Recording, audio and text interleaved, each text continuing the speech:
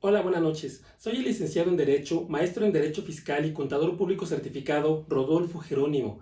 En esta ocasión vamos a platicar de los requisitos que son indispensables para que una empresa, persona moral, pueda distribuir dividendos.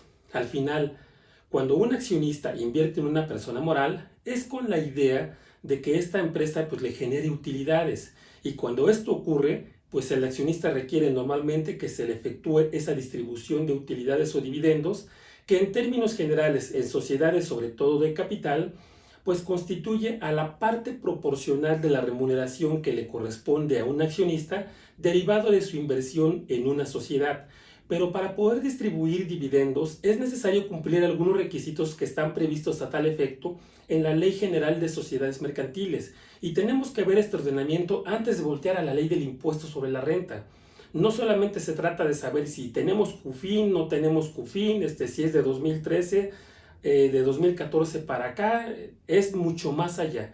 Antes de poder dar el paso impositivo de definir cuál es el tratamiento fiscal que le corresponde a este dividendo, tenemos que voltear a ver la parte normativa que es básica y es indispensable su cumplimiento para no tener una nulidad de este acto o una responsabilidad para el Consejo de Administración o la Dirección General. Y esos requisitos nos marcan que cuando vamos a hacer una distribución de dividendos o utilidades, lo primero que tenemos que tener es un estado financiero que las arroje, debidamente aprobado por la Asamblea de Accionistas.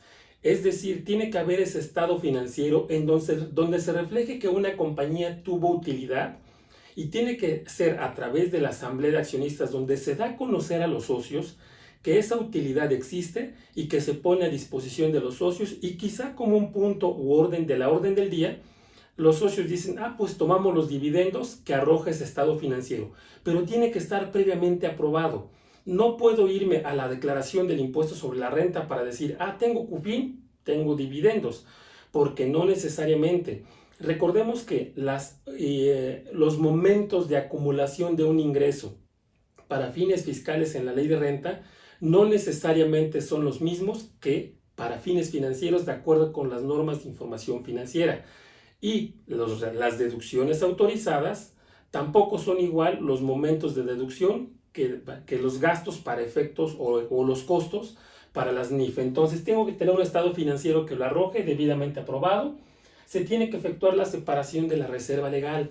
La reserva legal es un concepto que implica que una vez que se determina la utilidad del ejercicio, se tiene que separar al menos el 5% por concepto de utilidad hasta formar el 20% del capital social. Entonces, cuando se determina el resultado, se carga el resultado del ejercicio con abono a reserva legal y esta reserva legal dentro de nuestro capital contable lo tenemos en una cuenta que así se llama reserva legal hasta llegar al 20% del capital. Tenemos también que efectuar en su caso amortización de pérdidas contables y esto se refiere a que es probable que la empresa a lo largo de los ejercicios en algunos años haya sido una empresa utilitaria y en otros haya tenido pérdidas. Y antes de distribuir, si es que hay pérdidas que no se han amortizado desde el punto de vista en el capital contable, hay que eliminarlas primero. Veamos este ejemplo. Tenemos una compañía que tiene un capital social de 20 millones, una reserva legal de 1 millón de pesos, utilidades acumuladas de 18 millones, estos son ejercicios en los cuales ha generado utilidades, y pérdidas en otros ejercicios por 10 millones de pesos. Y la utilidad del propio ejercicio registrada en el estado de resultados de 5 millones. Si hacemos la suma, el neto de operaciones son 34 millones y esto es igual al capital contable. Es decir, el capital suscrito, el capital aportado por la sociedad, más el capital ganado que está integrado por todas estas partidas. Si nosotros vemos la estructura, podemos ver que tenemos algunas partidas en rojo que son las pérdidas contables. ¿Puedo distribuir dividendos así como está este estado financiero? No, porque tengo una partida en rojo. Entonces, antes de distribuir utilidades, o los accionistas pagan esa pérdida, o dos, se amortiza contra otras partidas de capital. ¿Qué tendría que hacer? En la orden del día tendría que eliminar estos 10 millones contra estos 18 o eliminar utilidad del ejercicio, una parte de aquí. Eso ya es decisión de los accionistas. En este caso suponemos que se llevan contra utilidades acumuladas. Entonces, ya no dejo pérdidas acumuladas de 10, solamente tengo utilidades acumuladas de 8. Y eso lo tengo que hacer antes de distribuir dividendos. ¿Qué pasa si no lo hago? Entonces tengo una responsabilidad solidaria, el administrador que los haya decretado y en su caso el consejo de administración o quien tenga la administración general, tendrá una responsabilidad solidaria por los dividendos decretados o las no separaciones de la reserva legal en contravención a la Ley General de Sociedades Mercantiles. Es un riesgo muy importante que hay que considerar. Tenemos también socios capitalistas y socios industriales.